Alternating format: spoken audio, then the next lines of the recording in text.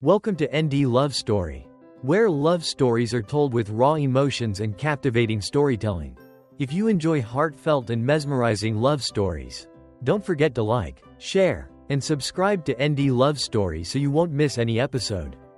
The summer heat clung to the walls of the apartment, thick and unrelenting. The ceiling fan spun lazily, offering little relief. I had always liked staying over at Jake's place.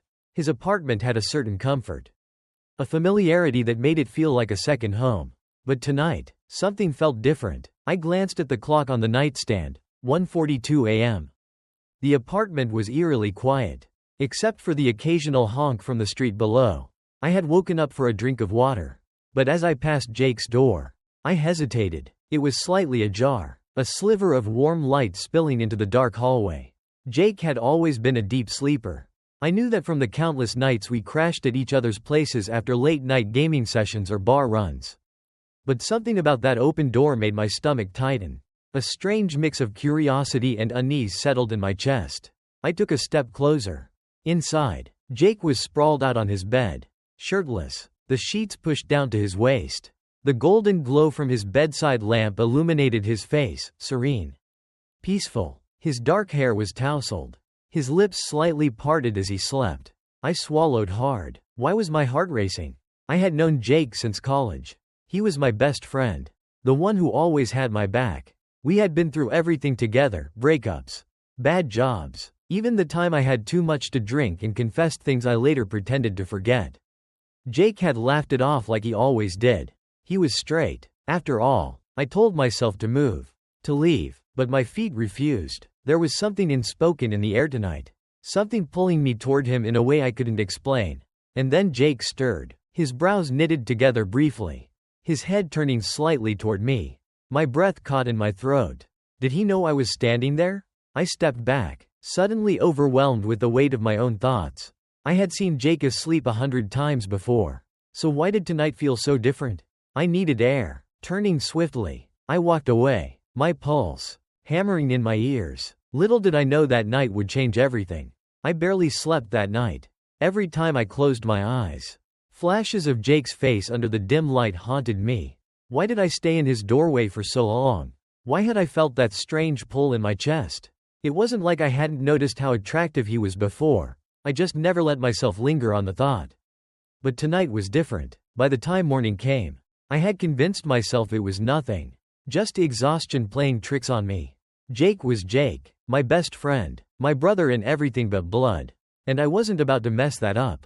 Still, when I finally dragged myself into the kitchen, I felt the tension in the air. Maybe it was just in my head, but it was enough to make me pause. Jake was already there, standing at the counter with his back to me, pouring coffee into 2 mugs. Shirtless like last night, his sweatpants hung low on his hips, and I had to force my gaze away. "Morning," he said, turning around and sliding one of the mugs across the counter. His voice was rough with sleep, deep and familiar. "Morning," I muttered, gripping the mug like it was my lifeline. I waited for the awkwardness to creep in, for something in Jake's expression to suggest he knew I had been standing in his doorway last night. But if he suspected anything, he didn't show it. He just sipped his coffee, yawning as he leaned against the counter. "You sleep okay?" he asked casually. I hesitated. Did he notice? Did he wake up and see me there? "Yeah," I lied, hoping he wouldn't hear the tightness in my voice. "You?" He shrugged. "Weird dreams." That made my stomach twist. Weird how? But I didn't ask. Instead, I focused on the coffee, letting the warmth seep into my fingers. Jake stretched, his toned muscles flexing under the morning light, and I had to remind myself to stop looking. I needed to shake this feeling off. "You working today?" I asked, trying to sound normal. "Nah," he said, rubbing his neck. "Thought I'd just chill. Maybe hit the gym later." I nodded, forcing a smile. "Cool. Sounds like a plan." But I knew I had to get out of there. The distance didn't help. That night, I stayed at my own place, thinking space would clear my head. Instead, it made things worse. I kept replaying that moment, Jake asleep, his face peaceful in the dim light, the way my chest had tightened, the way my feet refused to move. I was losing my mind. By the time Jake texted me around 10 p.m., I knew avoiding him wasn't going to work. "Jake. Yo, you good?" I stared at the screen, debating whether to answer. Before I could overthink it, I typed back, "Me. Yeah. Just tired." A few seconds later, 3 dots appeared. Then, "Jake. Liar." I swallowed hard. He knew me too well. "Jake. Come over. Movie night." My fingers hovered over the keyboard. A movie night. Just like old times. It shouldn't have felt like a test. But it did. After a long pause, I replied, "Me. Be there in 10. When I got there, Jake had already set everything up, dimmed the lights, thrown a bunch of pillows on the couch, and started flipping through Netflix. Like nothing was wrong. Maybe nothing was. Maybe I was just making this all up in my head. "Damn, finally," he teased, tossing me a beer. "Took you long enough." I rolled my eyes and sat beside him, trying to ignore the way his thigh brushed against mine. "You're lucky I even came." Jake smirked. Something about the way he said that made my breath catch. He didn't notice. Or if he did, he played it off. Instead, he stretched his arm along the back of the couch, his fingers resting near my shoulder. Casual. Easy. But my body was hyper-aware of every movement. Every inch between us. The movie started, but I wasn't paying attention. The tension in my chest was back. Stronger than before. At one point, Jake shifted closer. It was subtle, his knee barely grazing mine, his fingers tapping lightly against my shoulder as he absent-mindedly traced circles on the cushion. I couldn't focus. I needed to move, to say something, to break this spell before I did something I couldn't take back. And then Jake spoke. "You've been weird lately." I stiffened. "What?" He turned his head, his blue eyes meeting mine. "You heard me. You've been acting off since yesterday." My throat felt dry. "I'm fine." He gave me a long, knowing look. I exhaled sharply. I had to be careful.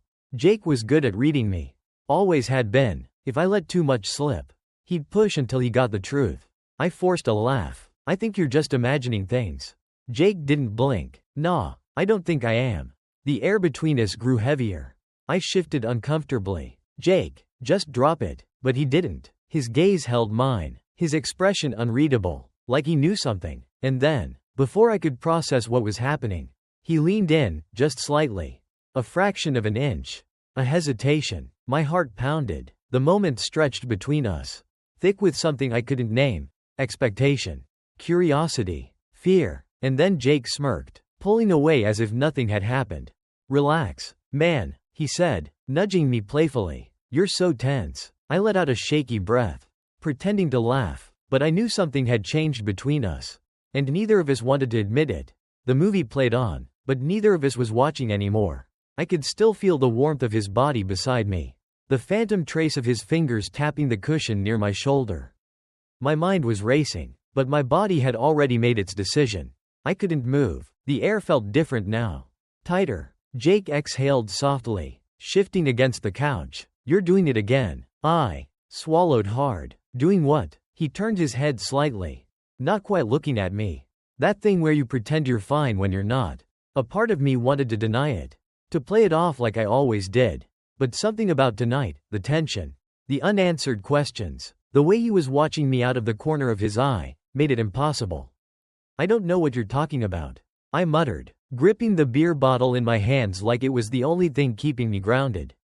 Jake didn't reply right away. He just stared at the screen, his fingers absent-mindedly drumming against his knee.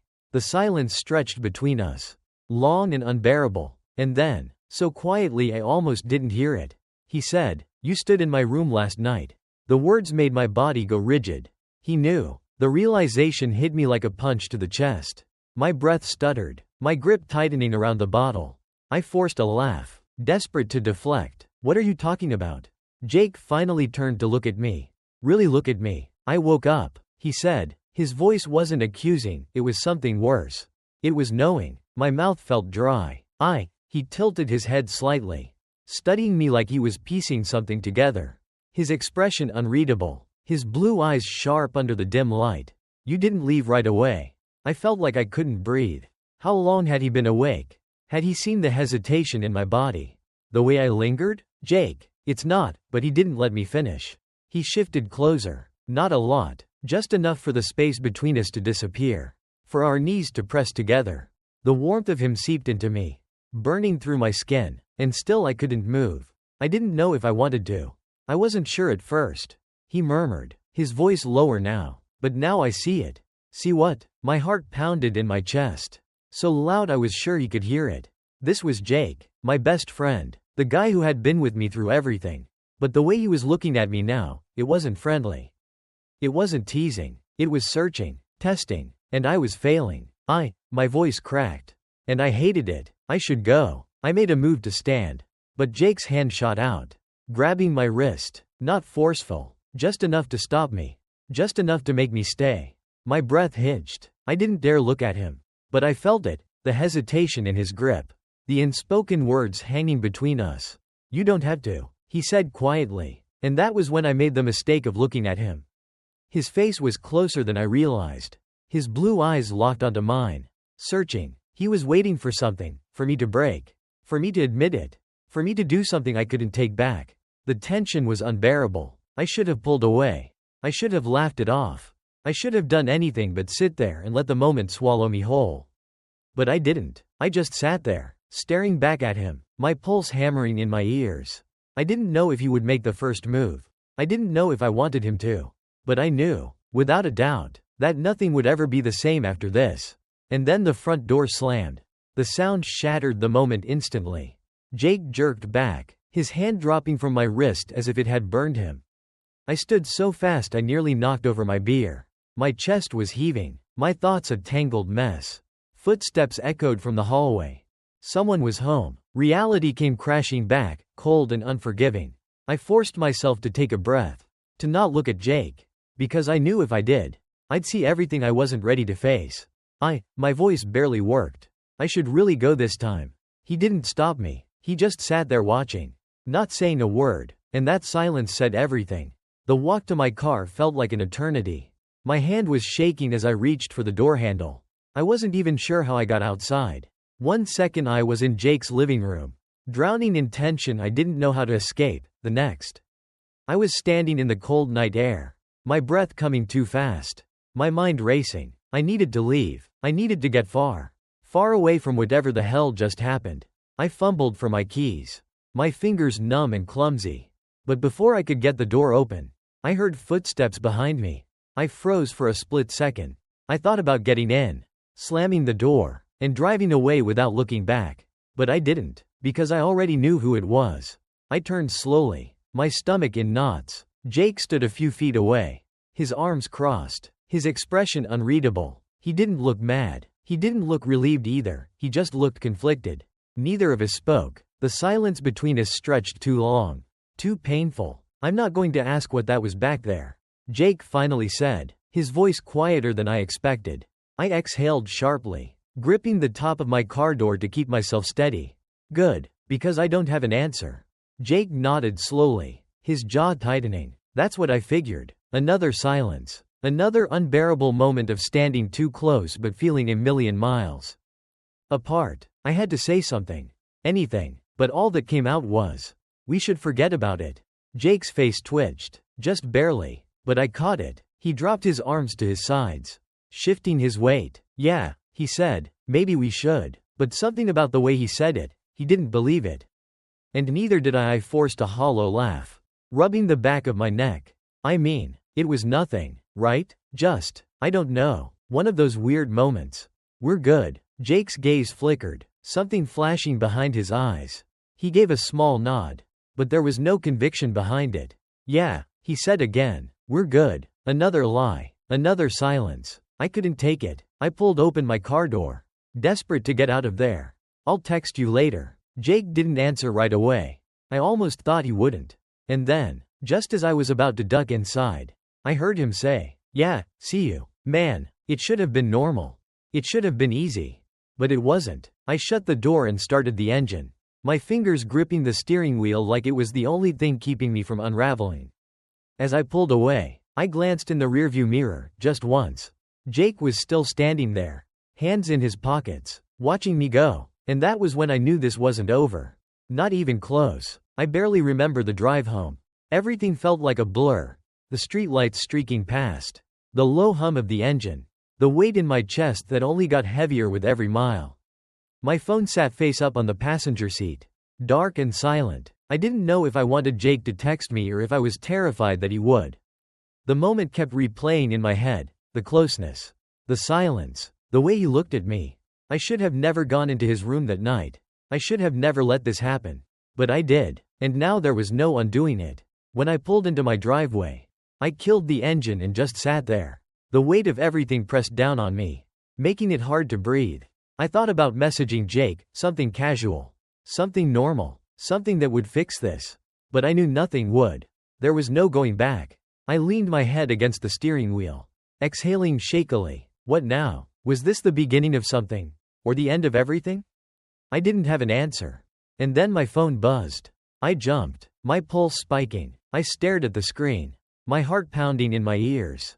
It was Jake. Jake, we need to talk. I swallowed hard, my fingers hovering over the screen for a long moment. I could ignore it, pretend nothing happened, walk away before we made an even bigger mistake. Or I could answer. I could face what we both knew was coming. I could see just how far this would go. My thumb hovered over the keyboard. And then the screen went black.